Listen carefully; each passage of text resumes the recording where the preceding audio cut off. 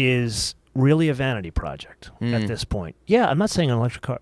Wonderful car. Sure. Wonderful. There's great electric cars. There's wonderful benefits of an electric car, and I would argue the biggest benefit is it changes your life. Okay. It puts more time in your day. Instead of you and I stopping for energy during the day, we just go home, plug the car in at night, car's full, and I drive around. I love driving electric cars because of that.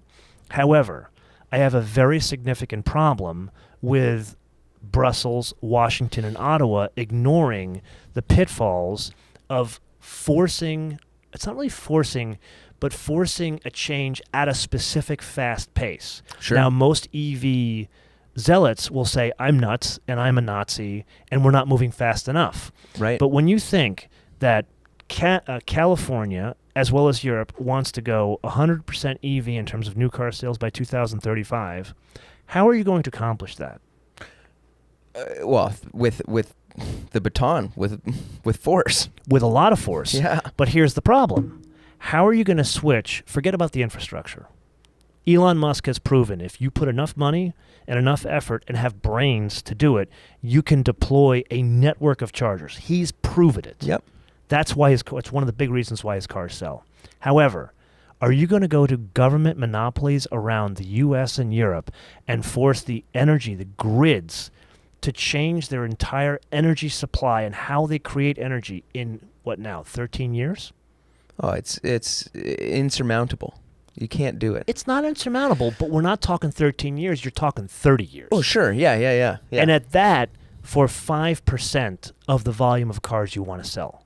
Right. If we were to switch on the EV volume that all these car manufacturers want to do today, onto the electrical grid. Onto the grid. If we put 5% of their volume, their projected volume by, say, 2030, yep.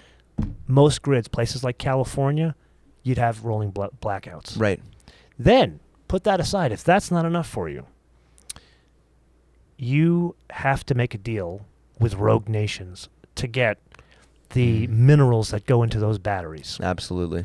And I cannot understand why, and this is not just a Washington thing, it's a Washington and Ottawa and a Brussels thing. Mm-hmm.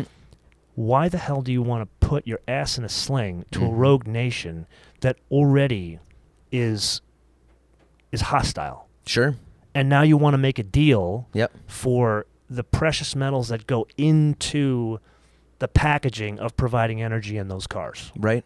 This I don't understand. And make them rich.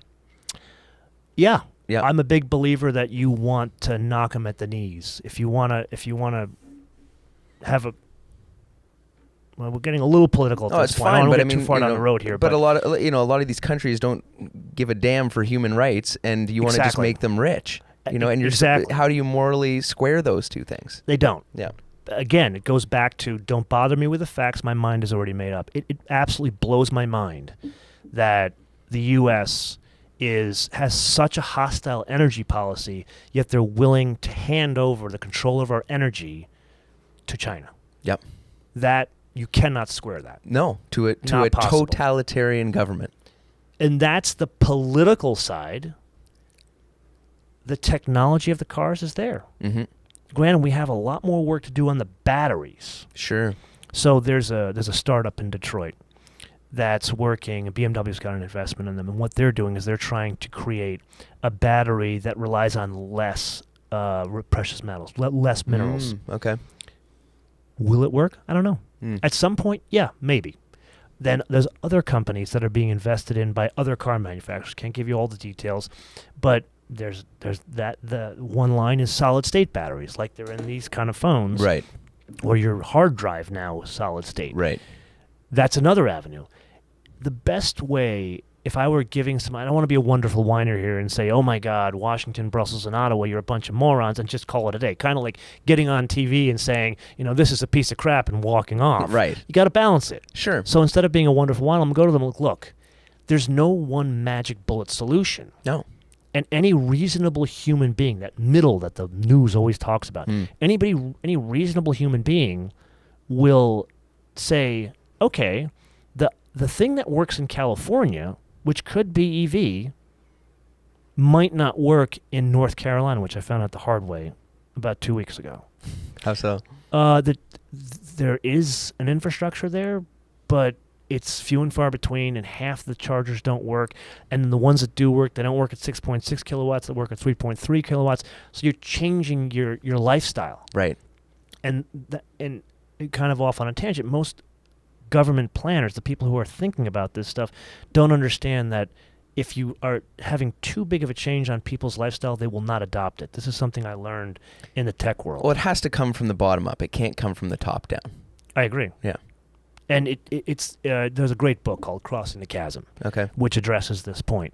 And it's the same, it's like that bell curve kind of thing, where you get the early adopters here, yep, and then you get that bell curve, it's starting to grow, and then there's the huge jump where that's the crossing the chasm into massive adoption. Right. And we've done that already with hybrids. We've done it already with plug-in hybrids. Yes. And I feel that a plug-in hybrid is a good solution today because it fits into all infrastructures, no matter where you are. Right. And you can use full electric in town, but then you and I, you can drive from where we are now to Detroit in 3 hours. Right.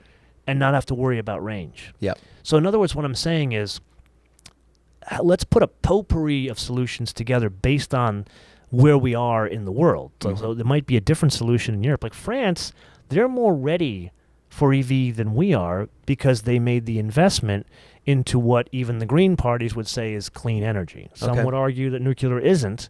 It's not safe, they may say, but they have the infrastructure and the grid to be able to support that kind of the volume, the demand. Yeah. Where Germany, as we have learned over the past couple of months in the news, they are definitely not. Matter of fact, they backed down from the EU. The EU had this whole thing, 2035, no more ICE cars. Right. Germany, after realizing the problem they have with heating homes and their reliance on Russia, ultimately they backed down and said, okay, we can't support this anymore. EU freaked out, and so they came to an agreement. Now green cars includes net zero carbon emissions, so hybrids. Okay. See how that changes? Yep. Yep. Well, especially when Germany says that in the EU. Well, Germany writes a check for all of Europe. Yeah. Yeah. The Bundesbank controls the EU's bank. Yeah. Yeah. Yeah. Huh. Yeah, I don't know. So, like, there's such a divide now between those policies, say in California and then wherever, northern Alberta or Florida, or what's going to happen? Is it going to be, will everyone be driving electric cars in California and everyone still be driving their 90s Ford pickup trucks in Florida? Or? Well, California's more aggressive. California is it's an example of a supermajority. Right. Somewhat political. Ideally, you want to cut the edges off. You want to cut the extreme left and the extreme right off and focus on the middle. Sure. California is the extreme of extreme of extreme of extreme left. Yeah. And what that means is there is no balance. Right. There's no pushback. Exactly. Yeah, there's no reasonable pushback. Right. So what they wanted to do was completely ban gasoline cars after 2035. They've studied it now for 2 years, and they finally have made public that they're going to ban the sale of gasoline cars from 2035, but they will allow people to either drive around with gasoline cars or sell a used gasoline car. Or if you're moving from, say, Texas to California, you can bring your gasoline car, because it would be an undue burden on a civilian to say, I just bought this car 2 years ago, now you want me to buy what's going to cost $75,000 in 2035 for an EV? Well, that's just insane. Like, all the guys who have collector cars in California, which they are all in California, would move. Absolutely. California, this is where you get a problem with a supermajority, right or left. Yeah. At some point, money is fungible. That's what most people don't understand. That's where my New York side comes in. Money is fungible, and that's why you see money move around depending on what government policies impact it. So right now, you have a lot of mass exodus of money from Hong Kong. It used to be the financial capital of Asia. Right. And then back starting in the late 50s and early 60s, Lee Kuan Yew invented this alternate financial capital of Asia called Singapore. Okay. And so now they have a place to go. So all that money is leaving Hong Kong, going to Singapore. Right. Because of financial mandates, because of financial policy. And you're starting to see that same behavior with energy policies. Right. Specifically the US and Brussels.